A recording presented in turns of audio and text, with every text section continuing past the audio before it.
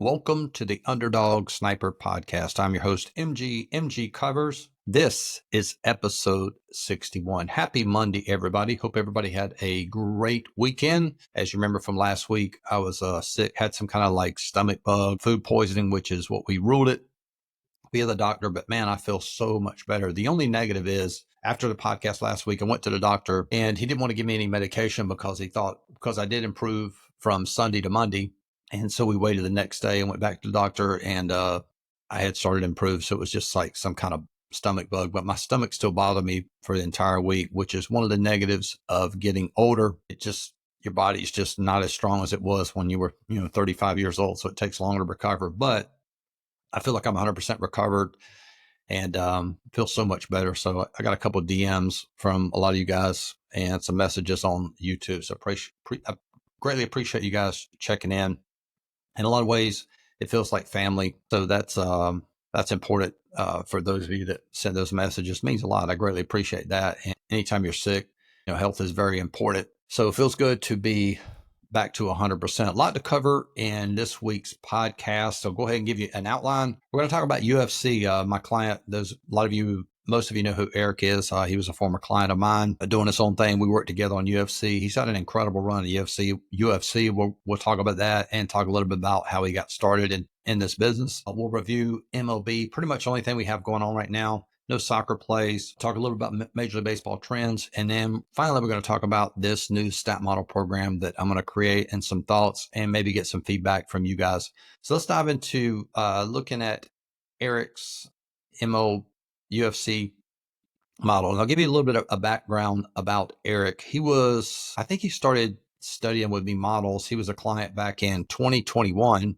That's when he first started, very hungry to learn this business. And I would say he was very smart, had a strong math background, so he understood numbers and how those numbers work. It was just a matter of learning sports betting, learning modeling, and applying that to building models. And this is his current UFC model. So you fast forward 4 years, he's worked real hard. He's made some tweaks to this UFC model. Currently, this model year to date is 56 and 24, 70%.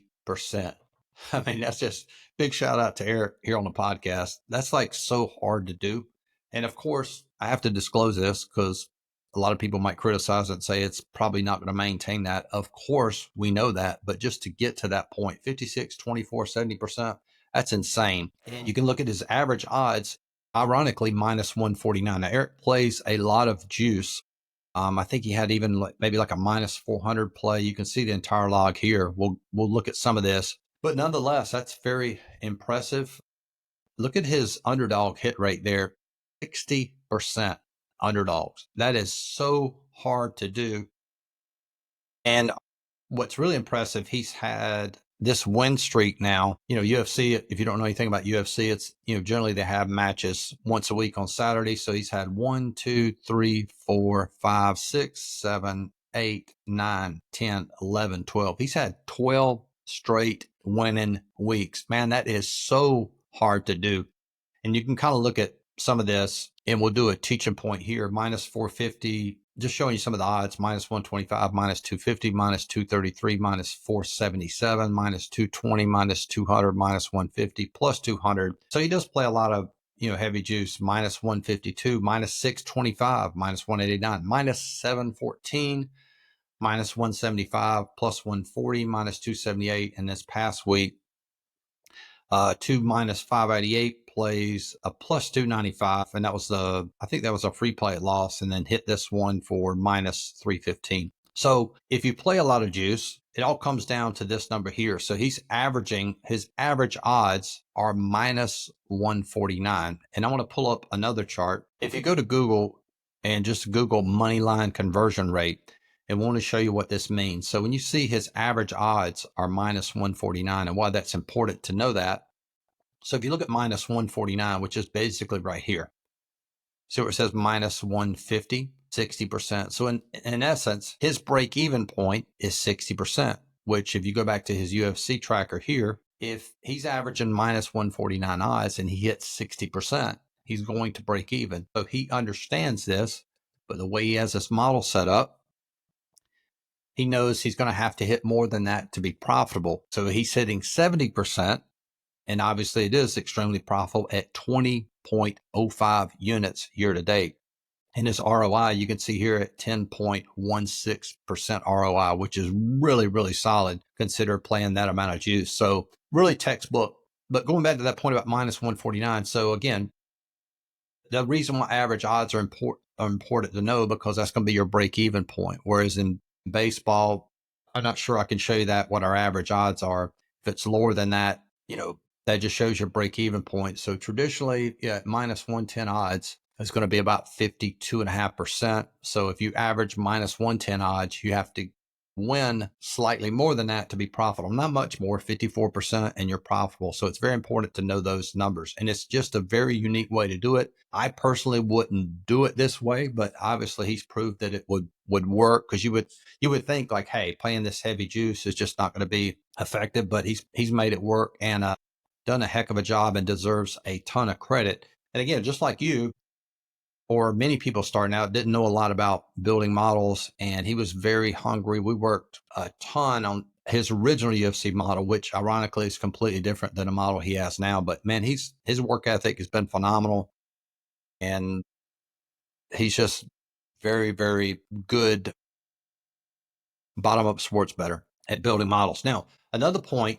to make about UFC, those of you that are interested in UFC, or maybe you're not, but if you look at this from a business perspective, UFC is a year-round sport. And it's the same reason why have had such a hard on for modeling soccer, because if you can ever get to the point where you quote figure it out, where you can make it cash flow, it's something that can cash flow year round. So right now, he's on pace. So you take the total number of units divided by the total number of days to calculate pace for the year. He's on pace for 46 units. And, we hit 47 units personally last year with everything. So he's on pace for 46 units for UFC for the year, which is phenomenal. May not get there, but that's what the pace is. But even if it's, 35 units, that's really, really strong. He would only need another sport making maybe another 10, 15 units to crack 50 units year to date. And if you're new to this, very important to disclose this. When you're grading units, the correct way to do it, one play is 1 unit. So if the wager is minus 200 and you win that, you win 1 unit. It's the correct way to calculate units. So you'll see a lot of people in the sports betting community fabricate units to make it look like they're better than they are. Here we are 100% giving you the unadulterated truth about sports betting. So big shout out to Eric. And one final note here, I'll put a link in the description. If you want access to his plays, we have a 6-month UFC package. You can click on that. Very inexpensive, a couple $100, and you get access to all his plays for 6 months. So there'll be a link in the description of this video to grab that. So big shout out to Eric. Anxious to see where this thing ends up, but just a heck of a first half of the year for him. All right, so let's switch gears here to Major League Baseball. We had a really good week for Major League Baseball. We kind of switched back to playing the top 10 concept, which means all teams top 10 via the model. And I think that's the way to go with MLB. A lot of variance in MLB. I've talked about this before, and just reading some reactions on Twitter. I did this last night. I think the market has caught up. There's less dispersion between good teams, middle teams, and bad teams. If you play the quote good teams, they'll be overpriced, very difficult to profit that way. So I think volume is the key. You take a look at this tracker here for the week. This is the model, which was similar to what we played. Look down there in the lower right-hand corner. It was up 8.49 units. And tracking this since March the 10th, through 6/8, this model itself is 138, 127, 23.43 units gained with an ROI of 8%. Again, the ROI is going to be a little bit lower. And let me see what that is, win percentage. That's probably a little bit more than 50%, but not by much. So this is going to be 138 divided by this number. Yeah, 52%. So 52% win ratio there, but still cash in 23.43 units. Okay, let's take a look at what we actually wagered dollar-wise. It felt like we wagered $20,000 this week, but it was roughly $12,000 in volume. Average bet size, 377. You can see their closing line value still lost a little bit of closing line value. And then we hit the same numbers, 15 and 13, very similar to the year-to-date tracker. 15 and 13 is right at 53.5, almost 54%. Had an ROI of 10.3%, which was good. I'm sorry, closing line value on the book that we wagered was up 0.4%. So that was good. And then net profit 1206.56. So outside of that, when we switched, which was last Sunday, we had an offer day on that Sunday, but Monday through this past Sunday was extremely profitable. So this is how we're going to roll with MLB here. And I feel really good about this. I'm not going to make any changes, continue wagering this way. And I will say this, if you dive into MLB, I do believe volume is the way to go. Even yesterday, we had Dodgers, Arizona. Dodgers won convincingly. Arizona, I think, lost late. And Chicago, we had real strong line movement in favor of the Cubs. In fact, they were avoiding a sweep and end up losing 4-0 to Detroit. Oakland wasn't avoiding a sweep, but we did have positive line movement in favor of Oakland. But the point is, it's very unpredictable. It's a very volatile market. So if you have a volatile market, cherry picking games, I just don't think you can do that. I think you can cherry pick a sport like NBA, which is kind of what we were doing with that model there. But for Major League Baseball, volume is the way to go. I just really believe that. And I'll show you some year-to-date trends. And we may have talked about this in past podcasts. Look at this number for home dogs for MLB. It's up now. It was up greater than the first time we mentioned this.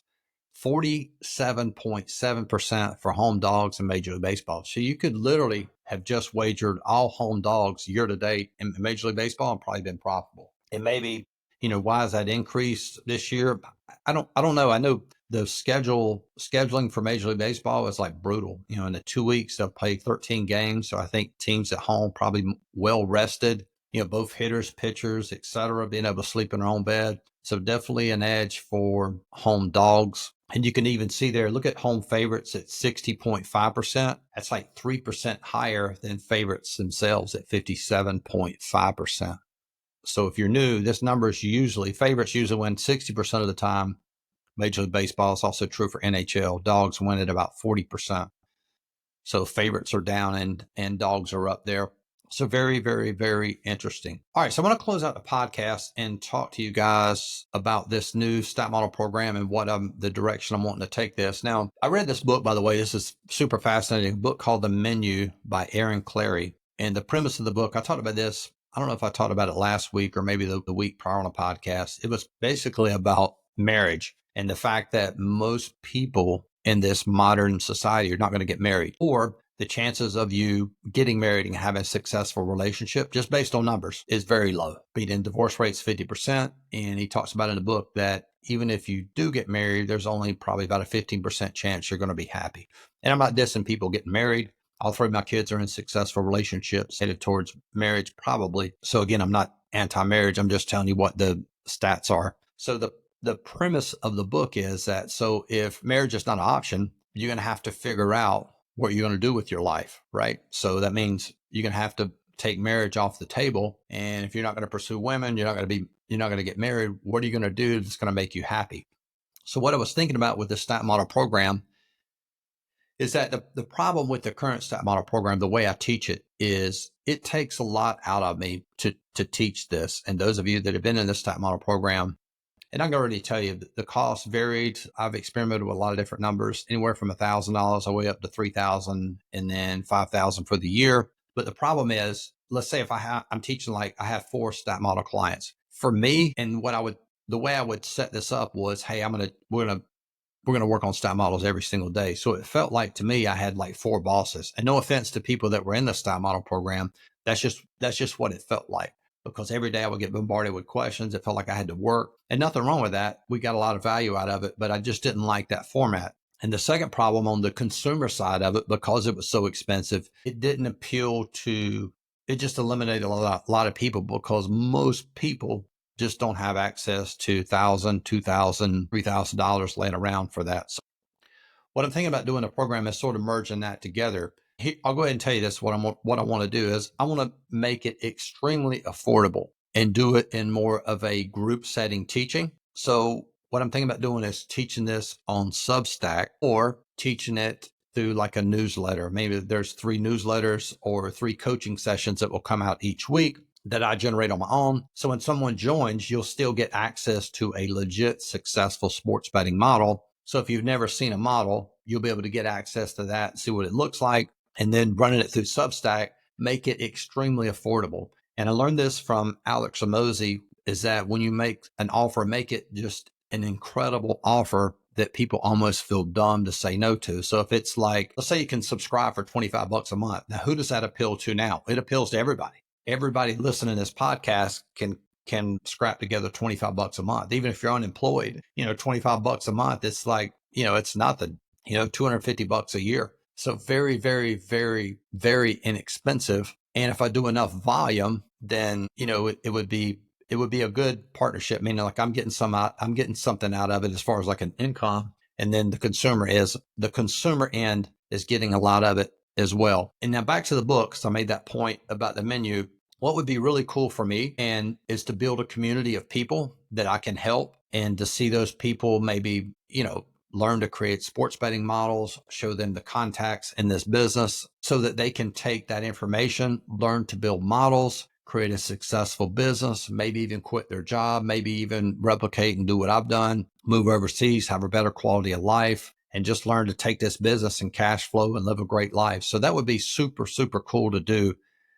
Sort of build our own, underdog sniper tribe. And I would feel really cool about doing that. So I'm going to launch that here in the next couple of weeks, and hopefully we'll have a lot of people subscribe to that, because it would be very affordable. If you're watching this, I mean, obviously you can afford it, and I'll offer just a ton of value. So anyway, if you're interested in that or have some thoughts on that, I would love to hear your feedback and what your thoughts are on that. Greatly appreciate you guys listening to this podcast. Have a great week. Talk to you guys soon. Peace.